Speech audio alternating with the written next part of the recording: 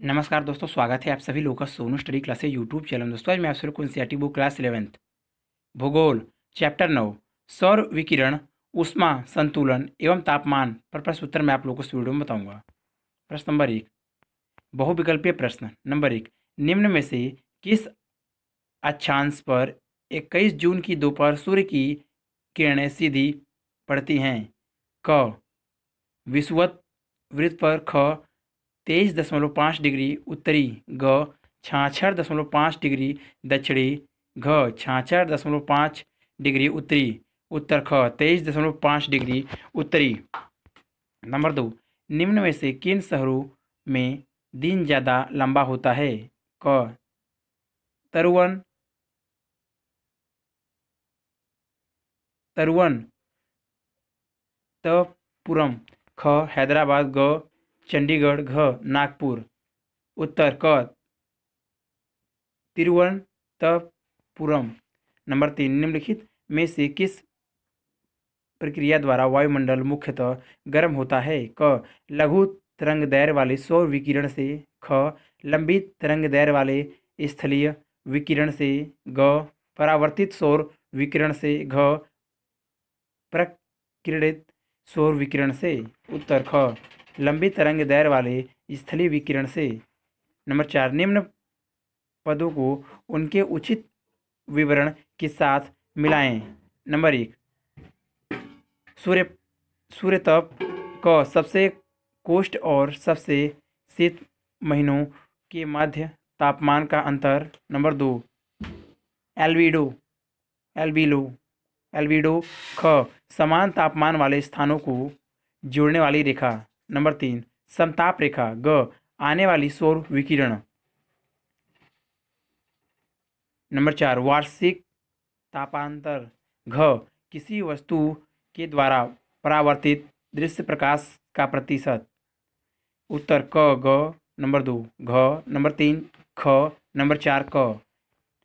Number 5, पृथ्वी के विषुवत वृत्तीय क्षेत्र की अपेक्षा उत्तरी गोलार्ध के उपोष्ण कटिबंधीय क्षेत्रों का तापमान अधिकतम होता है। इसका मुख्य कारण है? क विषुवतीय क्षेत्रों की अपेक्षा उपोष्ण कटिबंधीय क्षेत्रों में कम बादल होते हैं। ख उपोष्ण कटिबंधीय क्षेत्रों में गर्मी के दिनों की लंबाई विषुवतीय की अपेक्षा ज़्यादा होती है। ग उपोष्ण कटिबंधीय क्षेत्रों में ग्रीन हाउस प्रभाव विषुवतीय क्षेत्रों की अपेक्षा ज़्यादा होता है। घ उपोष्ण कटिबंधीय क्षेत्र विषुवतीय क्षेत्रों की अपेक्षा महासागरीय क्षेत्र से ज़्यादा करीब है।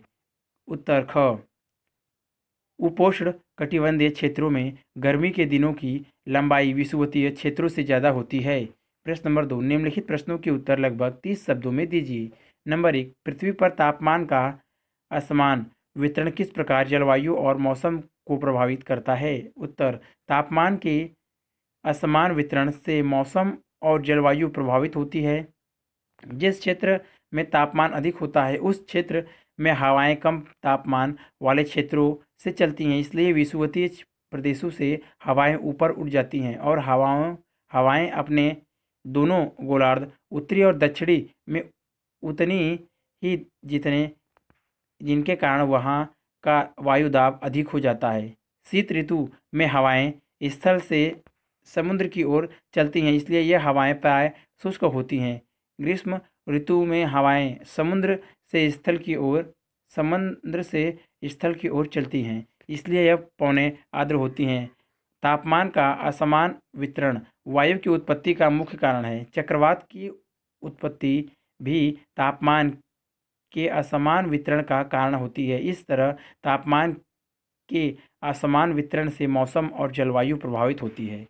नंबर 2, वह कौन से कारक हैं जो पृथ्वी पर तापमान के वितरण को प्रभावित करते हैं? उत्तर, तापमान को प्रभावित करने वाले कारक अक्षांश, ऊंचाई, स्थल एवं जल, प्रचलित पवनें, महासागरीय धाराएं आदि हैं। नंबर 1, अक्षांश अप्रैल से जून तक उत्तरी गोलार्ध में तथा दिसंबर से मार्च तक दक्षिणी गोलार्ध में सूर्यातप अधिक रहता है तथा सितंबर से मार्च महीने में विषुवत रेखा पर सूर्यातप अधिक रहती है। नंबर 2, ऊंचाई। प्रत्येक 165 मीटर की ऊंचाई पर 1 डिग्री सेंटीग्रेड तापमान घट जाता है, इसलिए पर्वतीय भागों की अपेक्षा मैदानी भागों में तापमान अधिक मिलता है। नंबर 3, स्थल व जल। जलीय भागों की अपेक्षा स्थलीय भागों में सूर्य तप अधिक देखने को मिलता है। नंबर 4, प्रचलित पौने अपने क्षेत्रों में तापमान दशाओं को प्रभावित करती है। महासागरों की ओर से बहने वाली प्रचलित पवन हवा से मृदु तापमान का प्रवाह समीपवर्ती स्थल पर लाती है। नंबर 5, महासागरीय धाराएं। गर्म धाराएं समीपवर्ती ठंडे स्थल भाग का तापमान बढ़ा देती है और ठंडी धाराएं समीपवर्ती गर्म स्थल भाग का तापमान घटा देती है। नंबर 3, भारत में मई में तापमान सर्वाधिक होता है, लेकिन उत्तर अयनांत के बाद तापमान अधिकतम नहीं होता है। क्यों? उत्तर, भारत में मई में तापमान अधिकतम होने का मुख्य कारण सूर्य का उत्तरायण होता है। सूर्य उक्त वक्त कर्क रेखा पर लंबवत रूप से चमकता है और कर्क रेखा भारत के बीचों बीच से होकर गुजरती है, लेकिन यह तापमान मई के अंत तक ही संपूर्ण भारत में अधिकतम रहता है, क्योंकि मई के अंत में मालाबार तट पर वर्षा की शुरुआत हो जाती है, जिससे कारण दक्षिण भारत में तापमान में वृद्धि नहीं हो पाती है। भले ही उत्तर भारत में तापमान में वृद्धि 21 जून तक जारी रहती है और यहाँ पर जून के पहले सप्ताह में तापमान अधिकतम देखने को मिलता है। नंबर 4, साइबेरिया के मैदान में वार्षिक तापांतर सर्वाधिक होता है। क्यों? उत्तर, साइबेरिया के मैदानी भाग समुद्र से काफ़ी दूर हैं और समुद्र से दूर वाले क्षेत्रों में विषम जलवायु पाई जाती है, अर्थात साइबेरिया के मैदानी भागों में शीत ऋतु के तापमान -18 डिग्री से -48 डिग्री सेंटीग्रेड तक रहता है, लेकिन ग्रीष्म ऋतु का तापमान -20 डिग्री सेल्सियस तक पाया जाता है। इस तरह से साइबेरिया के मैदानी भागों का वार्षिक तापमान -68 सेंटीग्रेड तक होता है, जो कि बहुत अधिक है। इसका मुख्य कारण कुछ महासागरीय धाराएं, गल्फ स्ट्रीम तथा उत्तरी अंध महासागरीय ड्रिफ्ट की उपस्थिति से उत्तरी अंध महासागर अधिक गर्म होता है तथा समताप रेखाएं उत्तरी की तरफ मुड़ जाती हैं। यह साइबेरिया के मैदान पर स्पष्ट होता है। प्रश्न नंबर 3, निम्नलिखित प्रश्नों के उत्तर लगभग 150 शब्दों में दीजिए। नंबर 1, अक्षांश और पृथ्वी के अक्ष का झुकाव किस प्रकार पृथ्वी की सतह पर प्राप्त होने वाली विकिरण की मात्रा को प्रभावित करते हैं? उत्तर, सूर्य की किरणें 0 डिग्री अक्षांश या विषुवत रेखा पर सालों भर लंबवत पड़ती हैं। 0 डिग्री अक्षांश से 23 सही 1/2 डिग्री उत्तरी और 23 सही 1/2 डिग्री दक्षिणी अक्षांशों के बीच सूर्य ऊपर नीचे होता रहता है। 21 मार्च से 21 जून तक सूर्य उत्तरायण होता है, अर्थात कर्क रेखा पर सूर्य की किरणें लंबवत रूप से पड़ती हैं और यहाँ पर उस वक्त ग्रीष्म ऋतु होती है और मकर रेखा पर शीत ऋतु होती है। 23 सितंबर से 22 दिसंबर तक सूर्य दक्षिणायन होता है, अर्थात मकर रेखा पर सूर्य की किरणें लंबवत पड़ती हैं और यहाँ पर उस वक्त ग्रीष्म ऋतु होती है और कर्क रेखा पर शीत ऋतु होती है। 21 मार्च और 23 दिसंबर को सूर्य की किरणें विषुवत रेखा पर लंबवत पड़ती है कर्क रेखा के ऊपर से और मकर रेखा के दक्षिण में जैसे जैसे हम बढ़ते जाते हैं वहाँ का तापमान घटता जाता है। इसलिए 66 डिग्री उत्तरी अक्षांश और 66 डिग्री दक्षिणी अक्षांश के ऊपरी भाग में शीत कटिबंध पाया जाता है, जहाँ पर वर्ष भर तापमान निम्न रहता है। इस क्षेत्र में वर्ष के अधिकांश महीनों में बर्फ जमी रहती है। इसका मुख्य कारण है कि यहाँ पर सूर्य की किरणें तिरछी पड़ती हैं। इस प्रकार अक्षांश और पृथ्वी के अक्ष का झुकाव पृथ्वी की सतह पर प्राप्त होने वाली विकिरण की मात्रा को प्रभावित करते हैं। नंबर 2, उन प्रक्रियाओं की व्याख्या करें जिनके द्वारा पृथ्वी तथा इसका वायुमंडल ऊष्मा संतुलन बनाए रखते हैं। उत्तर, पृथ्वी पर सूर्यतप का असमान वितरण है। सूर्यतप के असमान वितरण के बावजूद वायुमंडल सूर्यतप की असमानता को कम कर देता है। सूर्य पृथ्वी को गर्म करता है और पृथ्वी वायुमंडल को गर्म करती है। प्राकृतिक संपूर्ण पृथ्वी पर संतुलन बनाए रखने के लिए ऐसी क्रियाविधि को जन्म देती है जिससे ऊष्मा का स्थानांतरण उष्णकटिबंधीय से उच्च अक्षांशों की ओर वायुमंडलीय परिसंचरण तथा महासागरीय धाराओं द्वारा संपन्न होता है।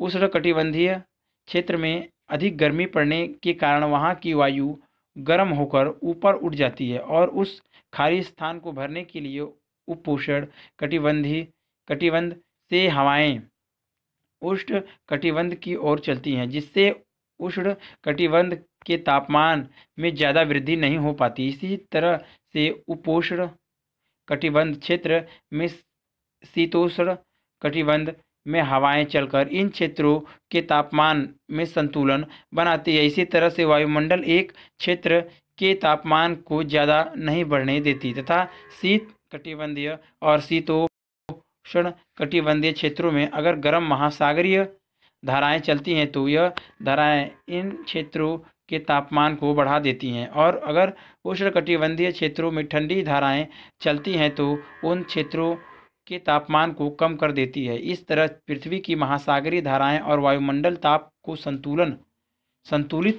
करते हैं। नंबर 3, जनवरी में पृथ्वी के उत्तरी और दक्षिणी गोलार्ध के बीच तापमान के विश्वव्यापी वितरण की तुलना करें। उत्तर, जनवरी में उत्तरी गोलार्ध में शीत ऋतु और दक्षिणी गोलार्ध में ग्रीष्म ऋतु होती है। इसका मुख्य कारण यह है कि जनवरी में सूर्य दक्षिणायन होता है, इसलिए सूर्य की किरणें दक्षिणी गोलार्ध में लंबवत पड़ती है, जबकि उत्तरी गोलार्ध में सूर्य की किरणें तिरछी पड़ती हैं। इसलिए उत्तरी गोलार्ध में तापमान कम देखने को मिलता है। विषुवत रेखा के समीपवर्ती क्षेत्रों में तापमान 27 डिग्री सेंटीग्रेड तक, कर्क रेखा पर औसतन तापमान 15 डिग्री